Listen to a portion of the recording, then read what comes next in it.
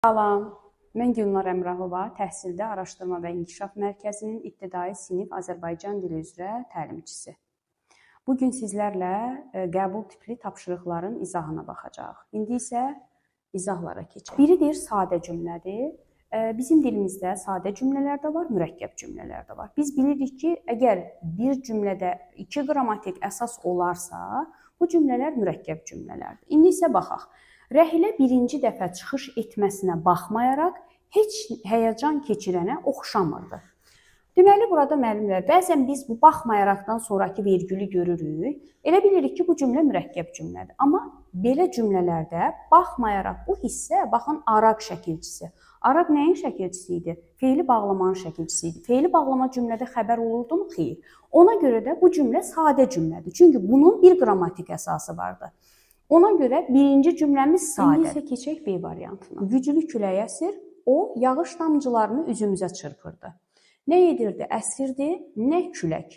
Burada birinci cümlənin özünün mübtəda və xəbəri var. Bu bir cümlə. O yağış damcılarını üzümüzə çırpırdı. Nə edirdi? Çırpırdı, nə o. Burada isə deyə bilərsiniz ki, hər iki işi görən küləkdir. Amma külək olsa da, biz əgər burada mübtədanı görürüksə, biz o zaman götürürük bunu mürəkkəb cümlə. Çünki hər xəbərin özünün mübtədası var. Onda bir, deməli, qrammatik əsas buradadır, digər qrammatik əsas buradadır. Bu cümlə olacaq mürəkkəb cümlə. Rəhilə birinci dəfə çıxış etsə də, heç həyəcan keçirənə oxşamırdı. Bu cümlədə, əgər biz bir cümlədə sasə şərt şəkilçisini görürüksə, o cümlə sadə cümlə ola bilməz. Bu cümlə mürəkkəb cümlədir. Artıq orada biz mübtəda xəbərə belə baxmadan bu cümləni götürürük mürəkkəb cümlə. Rəhilə birinci dəfə çıxış edirdi. Amma o heç həyəcan keçirənə oxşamırdı. Nə edirdi? Çıxış edirdi. Kim Rəhilə? Birinci cümləmizin mübtəda xəbəri, amma o heç həyəcan keçirənə oxşamırdı. Nə edirdi? Oxşamırdı. Kim o? Burada isə bu da ikinci mübtəda xəbərimiz. Deməli, bu cümlə də mürəkkəb cümlədir. Gəldik E variantına. Rəhilə hərçənd birinci dəfə çıxış edirdi, amma o heç həyəcan keçirənə oxşamırdı. Əgər bir cümlədə tabellik bağlayıcıları olarsa, hərçənd, indiki, madam ki, bir halda ki, çünki, ki bağlayıcısı, tabellik bağlayıcısı olan cümlələr mütləq olur mürəkkəb cümlə. Ona görə E variantı da uyğun deyil. Cavabımız olacaq A variantı. İndi isə digər sualımıza baxaq. Ana, indi xörək bişir cümləsində feili nə et sualına cavab verdiyini nəzərə alaraq doğru fikirləri müəyyən edin. Deməli, biz bilirik ki, bişir sözü leksik şəkilçili söz də ola bilər. Həmçinin bişir sözü indiki zaman şəkilçili də ola bilər. Yəni, şəkilçisi leksik də ola bilər, həmçinin qrammatik də ola bilər.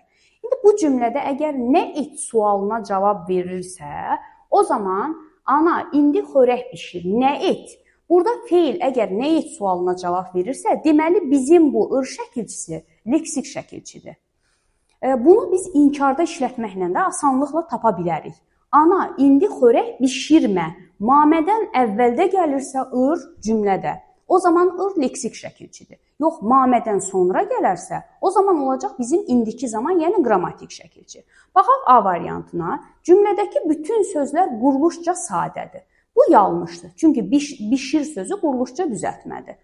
Mübtəda vəzifəsində işlənən isim vardır. Nə et, bişir, kim bişir? Burada əslində səndə bunun mübtədası buraxılıbdır. Ona görə bu yanlışdır, mübtəda yoxdur bu cümlədə. Mübtəda və xəbər arasında uzlaşma əlaqəsi vardır. Bayaq dedik ki, cümləmizdə mübtəda yoxdur. Yanlışdır bu da. Adlıq halda olan sözlə ifadə olunan cümlə üzvü yoxdur. Baxırıq bura, deməli, nə et bişir, nəyi bişir, xörəyi, nə vaxt, nə zaman, indi. Burada ana sözü bəli adlıq haldadır, amma ana sözü xitabdır, xitabda cümlə üzvü olmur. Xörəyi sözü də olacaq təsirlik halda. Adlıq halda olan sözlə ifadə olunan cümlə üzvü yoxdur fikri doğrudur. Cavabımız olacaq D variantı. Xəbəri indiki zamanda olan feillə ifadə olunub. Xeyr, bayaq dedik ki, buradakı şəkilçisi indiki zaman yox, leksik şəkilçidir. Bu feilin əmr şəklindədir. Bu da yanlış. Burada doğru cavabımız D variantı oldu. Sağ olun, növbəti izahlarımızda görüşənədək.